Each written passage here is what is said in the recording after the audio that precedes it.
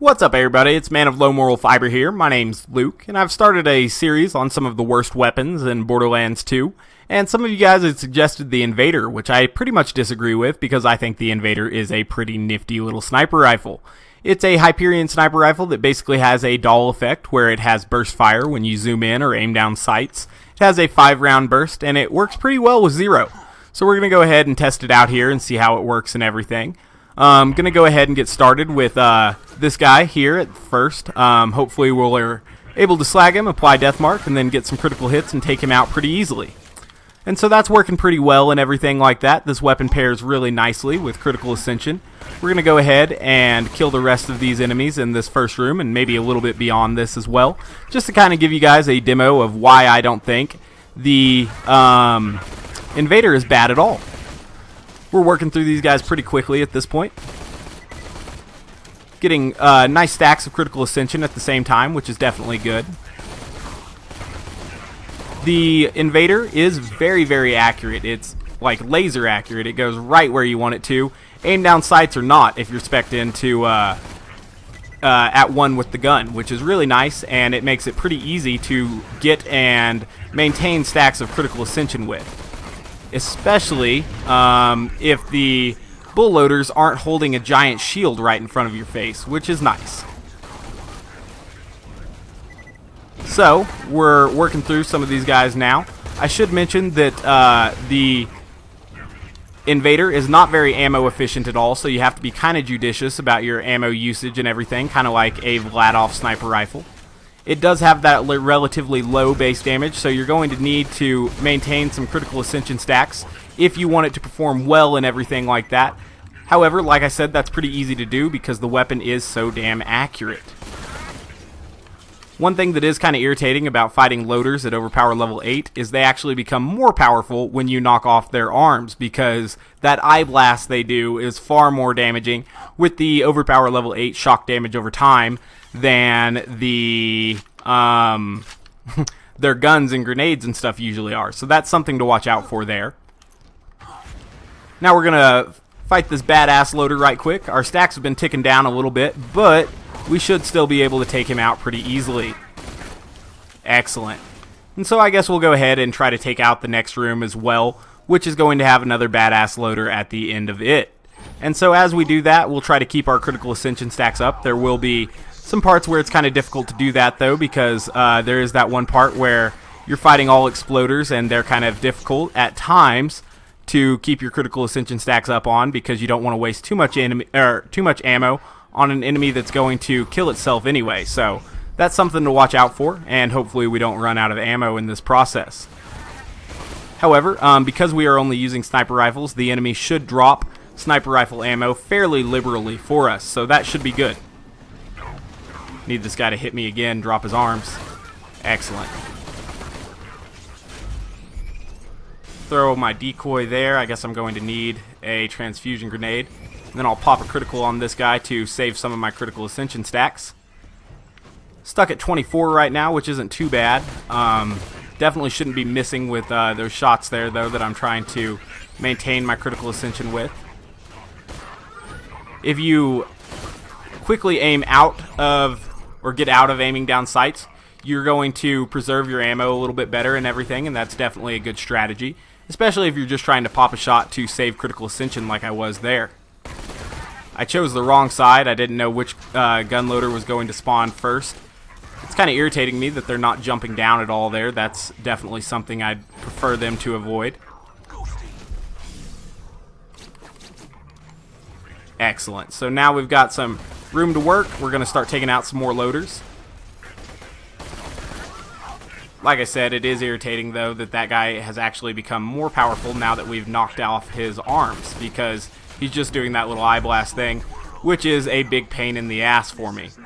We've also got a hot loader over there, which is applying, or trying to apply, a fire damage over time to us, which could also be aggravating. So we'll watch out for the hot loader. Try to get Grim activated here in order to preserve my health and not let me die there, and it worked out, so that was good. Once I get my deception back, I'll get ready to kill these guys here. Excellent. So, hopefully I don't die here. I very well might, though. Excellent. So now the badass enemy is going to spawn up here, and I guess this will probably be a good spot to cut off the video if we're able to kill him well. Knocking off his... There we go. We killed him as well. And so as you guys can see, other than the fact that it isn't very good with working with ammo, this weapon works very, very well with critical ascension and stuff. Obviously, I've used it to take out some raid bosses as well and stuff. I've obviously killed Pete with it, but that, as you guys know, isn't too tough. But I've also been able to kill the dragons with it, which was a little bit tougher, but this weapon works really well for taking out raid bosses and everything because it is so powerful with critical ascension. Now, some of you guys have kind of accused my first two videos in this series of not being very fair to the guns by using a really standard build with them that isn't very good or has a lot of synergy with those particular weapons and everything like that. However, I don't think the Landscaper or Infection really has a build that makes it that great. So, because of that, I definitely didn't want to catch that slag there. Probably going to die now, because I can't find a transfusion grenade. Oh well. If I die, forgive me. But, there's a badass there as well. So, we'll see. Hopefully that slagged him and we're able to take him out. We might die. Sorry, I got distracted by what I was saying. What I was saying is that even at their maximum potential, the Infection and Landscaper don't really have a build that makes them that great. They don't really synergize too well with anything. Now, I had seen where Lazy Data had a video where he makes decent use of the Infection by using a Catalyst Gauge. However, I still think even with a Catalyst Gauge... Wow, that hot loader just strafed my my transfusion grenade at the perfect time. Even with a Catalyst Gauge, the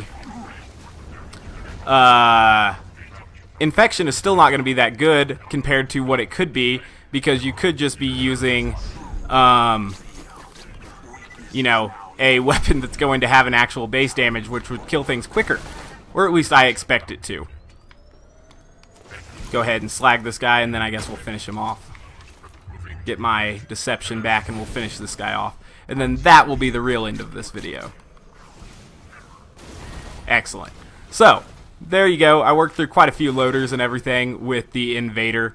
I got distracted at the end there because it got a little bit tough. I was running low on ammo and grenades, and it was getting a little bit hectic. So, as I was saying before I got completely distracted and lost my train of thought, the Infection and Landscaper don't really have the potential with any build that the Invader has with Zero's sniping build. And so I do appreciate you guys watching, as always. I know I got a little bit sidetracked there at the end. I was trying to perform well with the Invader, and I lost my train of thought a little bit, and I do apologize for that. Anywho, I do not count the Invader among the worst weapons in the game. It's definitely a pretty solid weapon in my opinion, and I can see that it would work through enemies and bosses alike pretty easily so long as they have a critical spot to hit. I will leave a link to my dragon kill with the Invader and maybe my Pete kill as well. And as always, guys, I thank you very much for watching. If you haven't yet taken the time to subscribe, please do so. I'd really appreciate that. Otherwise, I hope to catch you next time. Bye, guys.